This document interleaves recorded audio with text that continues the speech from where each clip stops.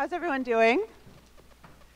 We want to make this a really interactive panel. This is your panel. So we're going to have Q&A. But if you have a burning question for the group while we're talking, we'll have a mic, but wave your hand at me because we really want to make this a discussion.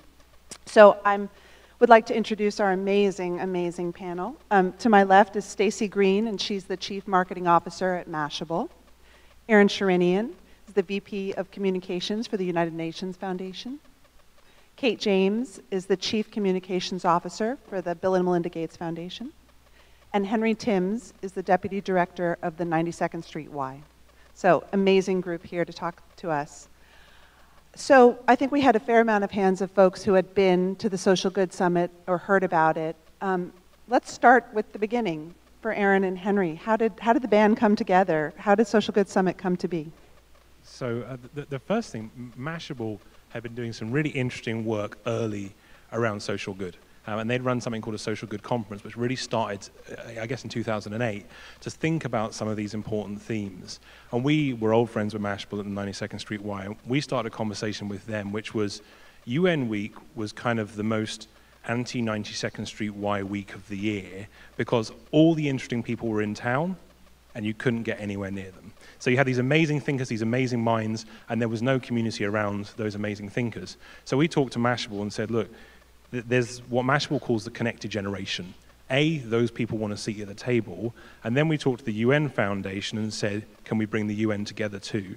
So Social Good Summit really used the 92nd Street Y as a crucible for a conversation between the connected generation and the kind of establishment inside the UN. And that was the beginning of a partnership which has grown over the last 3 years. The big change for Social Good Summit was really the work we did with UNDP and the Gates Foundation, which not getting people to the Y, in which we had 1,000 people in the building, but we had 120,000 people watching the live stream. And most importantly of all, we got people meeting locally around the world. And that was a really interesting sort of step forward for us, which was, it wasn't just people in New York taking on the big issues, it was people in Beijing, it was people in Nairobi, and it was people in Austin, Texas, thinking about the world's big challenges and becoming part of the solution. And one of the things at the beginning of this conversation, and thanks to partners like Mashable and the 92nd Street Y, and I'll acknowledge here my colleague Rob Skinner, who was part of these original conversations, is that people in America, people around the world, they want to talk to their leaders, but they want to talk with leaders around UN Week. They believe that that week is their week. And what we found at the beginning of the Social Good Summit partnership was that people want to be connected with the UN because we are living in a 7 billion person world. 7 billion people are in the world, and they know that when the UN meetings come together, that they'd better have a voice in those meetings. They have a stake. We all have a stake in what happens and what's discussed. And so this connection, this ability to say, I'm going to influence what happens in a UN meeting, that's possible in a social media technology reality. So that was the beginning of that conversation, where we said, there's no reason anymore in a 7 billion person world why we can't connect, why social media can't rally all of us, and why we can't have a conversation as a cohesive, dynamic, interesting community of people. And what year was this, just to take us back? So I guess the first Social Good Summit was 2009. Stacy, I want to hear a little bit about Mashable. That's good. Mashable. About like that. Mashable's philosophy, starting with how we define the connected generation. I mean, is this an age thing? Is this only for the kids? Are they the only connected generation people? I don't think it's an age thing. So the connected generation is defined by people who are constantly connected, they're constantly consuming, they're constantly communicating, and community is really, really important to this generation. And I think that's all the people in this room. And so it's not an age, it's not a location, it's not a gender, it's not a political affiliation. It's just that people who are involved want to share their knowledge, want to constantly learning, and in social good, they want to do good. So that's how we think about the connected generation. Mainly the people at South by Southwest are the faces of this generation. We're pretty connected. Talk to me, though, a little bit more about how Mashable, as an editorial platform, brought together the idea of this connected generation and around action in social good with these partners. So social good at Mashable happened organically. I don't know if anyone here participated in a festival before. Anyone? Festival? Excellent. Yeah, so it was around 2007. The idea was, let's use Twitter to raise money for a cause. And it happened around the world in different cities, and the causes were different for different cities. Some people had a party, some people had a conference, some people did drives. And so Mashable's founder did it for his birthday. And it was wild, the response. People just came together on Twitter, and the Mashable team got behind it really quickly and said, this is a thing. People want to use these tools, not just to share news, not just for self-promotion, but to actually do good. So the first year we did a social good conference. We had no idea what to expect. We actually did it at the 92Y, rented the space, and Henry said, this is really, really, really good. We got to make this happen. We got to make this a thing. So then he called his friends at the UN Foundation, and they said, this is really good. And so the next year we did it together. And for the next 2 years we did it together, and it got bigger and bigger. And then we got to work with the United Nations Development Program and the Bill and Melinda Gates Foundation last year. And so it's just grown. And I think it really speaks to how social good is growing and how there is an appetite to get involved. So Kate, talk to us a little bit. I mean, Bill and Melinda Gates Foundation is known for so many things around the world, everything from bed nets for malaria to saving women's lives when they have children, and really incredible work. What's in it for you to connect with the connected generation? Yeah, so I think, you know, in terms of ensuring that people get those bed nets and they get the vaccines that really matter, an important component of that is making sure that they're aware of those interventions, they know how to access them, they know that the impact that they can have on their lives. And I think what we've really seen, you know, particularly over the last couple of years, is that technology and social media gives this opportunity to be able to reach out, to connect with them in a way that we just haven't had. I mean, mobile is totally transforming the way that we engage with people on the ground. But I think actually, you know, our interest on the Social Good Summit is something a bit different. And, you know, as you're hearing, we're sort of like the Johnny-come-lately partner to this illustrious triumvirate. And, you know, we really admired what, you know, the partners were trying to do with the Social Good Summit, about how you open up these previously closed-door conversations to a much broader community. And, you know, I think we're talking a lot at the moment about the power of really about constructive disruption. And what do we mean about that? I think what we're meaning is about how do you bring government decision makers or community leaders into the conversation of a much broader community so that they can really benefit from, hopefully early in the decision-making process, you know, a much broader information source of people who are actually being impacted by these problems on the ground.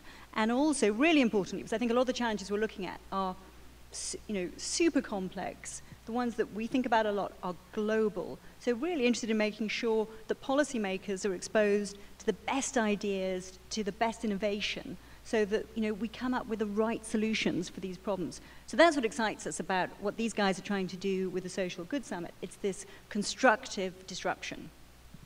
And I don't know, Aaron, just thinking about that, do you want to perhaps give an example? Because I just think, why don't you talk about the UN General Assembly? I'm dying to tell a story about New York, but I'm dying also to tell a story about Rio. So the Social Good Summit is a community of people and partners and you, and it doesn't just happen around the UN General Assembly, because we know that the UN and these important global issues also take place in other places around the world. And we just lived an important summit at the Rio Plus 20 Summit, where people were talking about sustainability, issues that impact our world. And the Social Good Summit partners came together and said, let's influence that dialogue, and let's do it in a transparent way. And so around the Rio Plus 20 Summit, we hosted Rio Plus Social. And what happened at the Rio Plus Social Summit was that world leaders came in, and people like you and me had access to them. But because of social media, we weren't just telling them, hey buddy, we want you to take this issue up when you're at the negotiations. We want you to raise this issue. It was transparent. And everyone in Rio, or watching Rio from their couch or their desk or their boardrooms or their city council meetings, knew that those leaders were on the record as having heard this. The consultative process has changed forever. Social media changed the consultative process, and we saw that happen in Rio. A couple months later, we're at the Social Good Summit. UN Week is happening, important security details and black limousines and all the important people who, it's easy to be in a bubble, if you will, at some of those meetings. But we're the Social Good Summit, and the programs are happening, and people like you, people like me, programs, campaigns that the UN Foundation supports, like the Shot at Life campaign, the Girl Up campaign, the Nothing But Nets campaign. Hundreds of thousands of Americans and people around the world are saying what matters to them, and leaders are coming in and out. And for me, was one of the most positive examples of constructive disruption was when a foreign minister from a European country showed up. He wasn't on the program, we weren't expecting him, he was the guest of one of our important partners. And he walked in the room and said, oh my gosh, and started tweeting out, pulled out his iPad, and starts tweeting out, and he was tweeting out things like, this is what I'm hearing at the UN, it's UN week, and I'm hearing it from everyday people. And that was public, that was out there in the mix, and that for me is the best sort of constructive disruption because the system had changed. That, again, it's core to the UN Foundation's mission because we believe that people want to be connected. In fact, whether or not you realize it, or whether or not you view yourself as a UN supporter, in this country, over 80% of the people care about these issues. They say that they want to be part of those dialogues. And that constructive disruption is something that I think we're going to see more and more of because these summit meetings, these convenings, these gatherings can never be the same because of what Facebook, Twitter, Pinterest, Tumblr, and everyone brings to the table. So the leaders are listening. They better be. And they absolutely are listening, and they're changing their interventions, but they're also, when they get off that plane after a UN meeting or after a summit meeting, it's all public what's gone on because they've been in touch with their constituencies during, before, and will be after those summits. I think the leaders are changing, and I think there's a huge appetite to get engaged and be part of that broader conversation. But I think there's also the challenge of they don't always know how. And I think the opportunity with social good is how do we create that mechanism that enables it to make it much easier for whether it's a government decision maker or a community leader to engage with that broader community and really benefit from that information exchange. But I definitely think, to Aaron's point, I mean, we went to Davos. That's the most elitist, exclusive forum of business leaders and policymakers I can think of. And there was really clear that there was huge energy, and again, similar sort of anecdotal stories of people coming in and getting engaged in the conversation, even though we weren't proactively reaching out to them. There's definitely the appetite. I'm curious, and Stacy, maybe you want to take this. It sounds like Twitter is kind of the gateway drug for a lot of leaders to start listening. I think in this country it is. I think it's the most palpable and probably the easiest to start using. But what I think is really interesting is after the Social Good Summit this year, one big thing for us was a global conversation. So bringing New York, what happens there, to the rest of the world, and bringing the rest of the world back to the UN General Assembly. And to date, we had done that through Twitter and Facebook updates, and a lot of it was a push out and try as best we could to bring back in. So this year we said, we want people to have their own social good days and their own summits through Meetup, through the UNDP network, whatever your local platform is, get together, talk about the issues, and then share them back with us, and let's try and connect people. And that was a start. I think we just scratched the surface. But after the Social Good Summit, our product director pulled the stats for us. So we knew we had millions of views on YouTube and live stream. We had thousands and thousands of tweets. We had Facebook likes. We had pins. But the stat that really stood out to me was that the Social Good Summit content was viewed on 250 types of cell phones. Okay, so think, okay, you've got the iPhone, the Samsung Galaxy.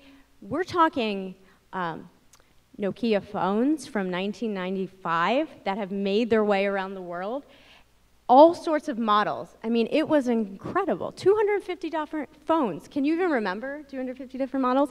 And it's mobile. And it's interesting because in these developing countries, they've bypassed a generation of computer development. They don't need desktops or high-speed connections that are wired.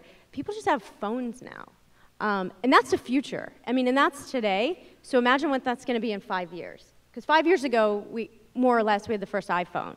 Right. So I think with mobile is the biggest platform. We're not going to have smartphones everywhere for a long time, but platforms like Twitter that are enabled with text, that that's a great way for people to get involved and to share. And our job and what we want your help with is how do we connect all of these pieces? How do we connect the different networks, whether they're online or social? How do we connect the people with smartphones, with non-smartphones? So I didn't really answer the question about the leaders, but I just love this mobile stat, and we need to start thinking about it, especially as we start this discussion at South by Southwest. Yeah. So I think one thing about this is that it's not just a bigger conversation, it's also a better conversation. So one of the things exciting is the scale of what we're doing, but the promise isn't the scale, the promise is the depth. That actually what you're beginning to see, and I think the work that the Global by Good team have done on this is a good example, is the connected generation doesn't just want to be involved in the discussions, they're the people with the answers. You know, the answers to the big problems the world's facing are going to come from the minds and the innovators of this generation. So they need to be at the table not just because they want to, but because they need to. And I think the big thing we think about a lot is we're trying to shift the nature of engagement from download to upload. So typically, you know, we've been running events at the 92nd Street Y for 140 years, and we have a download model. Someone very smart stands on the stage, people sit quietly and listen. The way we're going to solve problems in the future is an upload model, which is those people around the world, those amazing minds in unexpected places coming into the conversation. And I think that's a really important theme for all of us as we get our heads around how we can think differently about solving the world's problems, bringing the connected generation into the conversation, but doing it constructively is one of the real priorities for Social Good Summit. I think that's a huge, let's upload. Does anybody have a question? In the back there, Megan. Well, wait, gotta take my mic, sorry. If people want to ask questions, we'd love them to come up here. They can get in line, but I'll walk towards you so you can start asking your question. Meet in the middle. With so many different aspects of social good, can you talk about how you measure effectiveness and impact, where you're actually being able to show that it's not just a Twitter session or a Facebook thing, where things are actually being accomplished? So Whoever wants to take that one. I'll start with an example of that which grew out of the, look, clearly measurement, data, and precision is a challenge for all of us in the social good space. There's been a real call to action around that, and it's fundamentally important that we get it right. We launched something last year called Giving Tuesday. So Black Friday, Cyber Monday, Giving Tuesday. After 2 days of getting, could we start a national day of giving? And we've just begun that, but the great promise of that kind of idea is you can get the data back. So we do, the social reach of that is measurable. We've seen from a lot of different donation platforms the distance you can move the needle. And you can also do a lot of interesting surveys around people who took part, what they thought about it, what they learned from it. And every conversation I think we as a community need to have now need to double down on that, because it's the holy grail is getting the data piece right. We've made some steps forward, but as a community, there is a long, long way to go. So one thing that I think is important is that the Social Good Summit community is asking your question, because it's not as if measurement and evaluation lives in a silo over here, and there's so much sharing and great cooperation that we've already seen come to bear when those people come to the Social Good Summit and say, hey, I'd never thought about, we had just Ushahidi was here. You know, we'd never thought about using Ushahidi here. Or there's an entire mobile revolution that's happening. Larry Irving talked about that earlier. How can we use mobile technology to upload better data so that the monitoring and evaluation folks are part of the process? So I think monitoring and evaluation has been one of the best results, the discussion around it, one of the best results through the Social Good Summit. There is no such thing as too much transparency. There is no such thing as too much awareness. There's no such thing as too much advocacy when it comes to these issues. So I think that monitoring and evaluation is an important component of it. I think that it's got to be a part, and we, the Social Good Summit partners, are asking you to help bring better models of monitoring, interesting innovations that can help us do evaluation to the table, because the community is really good at sharing them out. We saw some examples in East Africa that were tweeted out to people in New York that said, you've got a great example in South America you're not even thinking about. Great. That's what we've got to keep doing, and that's the promise of, I think, the social good community. Thank you so much for this panel. It's been really, really interesting to listen to everyone. My question is sort of related, and it's around how do you manage raising expectations when you are trying to pull and upload data, and asking questions somehow maybe leads to people believing that they can shape the agenda, and sometimes that's simply not the case. Decisions have to be taken by a certain group, certain leadership that has privy to certain information. Tough decisions have to be made that perhaps are not in the interest of the masses, at least from their perspective. So how are you guys thinking about these issues, and what do you see for the future? It's a great question. I think we're only just at the beginning. Like, we are pioneers of the next era of social good, open government, connecting 7 billion people on the planet. So we're making big strides, but in the cosmos scale of things, they're small strides, but they're important strides. And so I think everything that we can do to move forward is a win. The fact that we're talking about social good at South by Southwest is a win. That would not be the case 5 years ago, probably not 3 years ago, at least at this scale. So that's how I'm thinking about it. I don't have an answer. I think we're all learning as we go, and that's why it's important that we have to do it together, learn from each other, get partnerships together in different and new ways. And I think one of the things I've heard, particularly at this event today, is how much this community is being ambassadors for this conversation. That a lot of the established leaders there's this tension and this balance between this emerging connected generation and the established power structure. And the way that those two things will come together will be incredibly productive. But if they don't come together, that friction is quite a dangerous thing.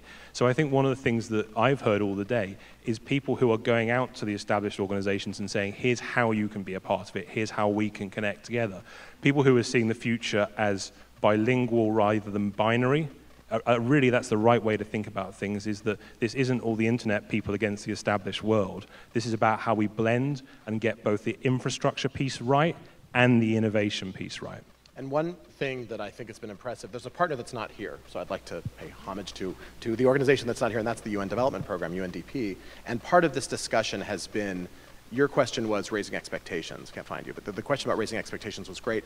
Part of that question is also, why and how do the experts, they're getting informed now, we're crowdsourcing questions, but the experts have reasons because there's data and there's a lot of on-the-ground knowledge. And so that explanation about why certain things are the way that they are, not that they have to be that way or should always be that way, but that dialogue, real dialogue between experts and organizations like UNDP with innovators has been, I think, a better one. It's got to get even better because there are people who know what they're doing. They'll be informed by innovators. They'll be informed by social media.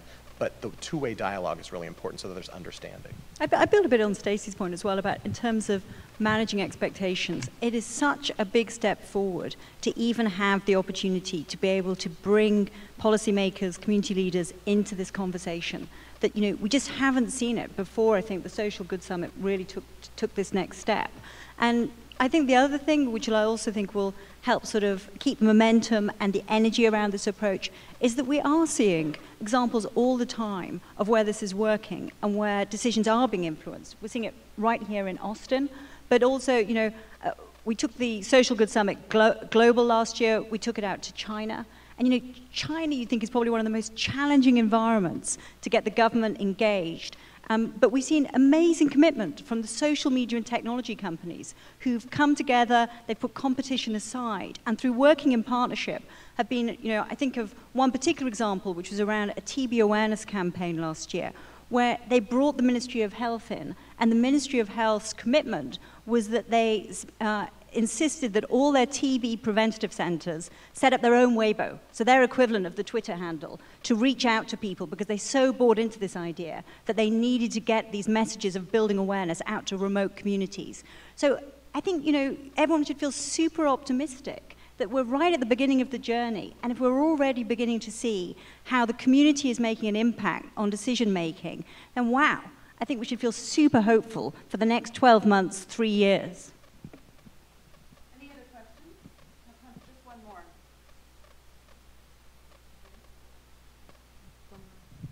Is there another one?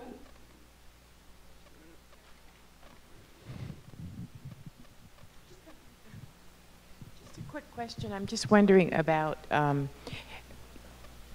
let's see how to phrase this. Wondering about privacy issues with mobile in the States, and trying to get messages out to people, just like you described, but you don't have the permission to use their phone numbers.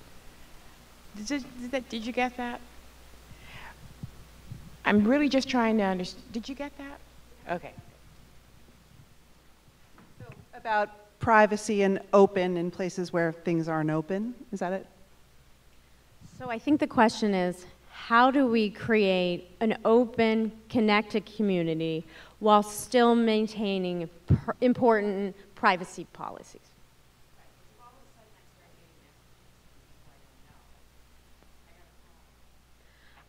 I think that comes back to community, because you're okay getting messages from people in your community or a friend who's a friend of a friend who you know. And that's kind of where, I mean, that's social networking, right? So you start with a core community, online, offline, your professional, your personal, and then it grows and it grows and it grows. And next thing you know, you're on Instagram and you're following someone from South Africa, like I do, who I've never met.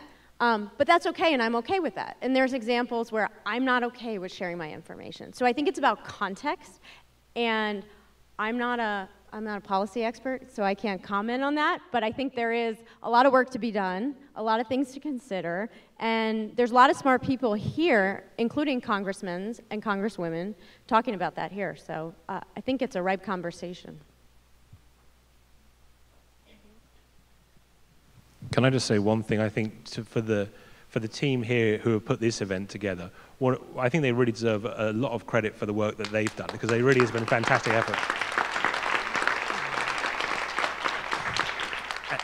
And I think they set an example of the opportunity ahead, because they did two really important things. They formed, coming from the Social Good Summit, they were part of that first initial conversation. They did two things. One, they started a better conversation. So they not only had an event here in Austin, but they've continued and sustained that conversation.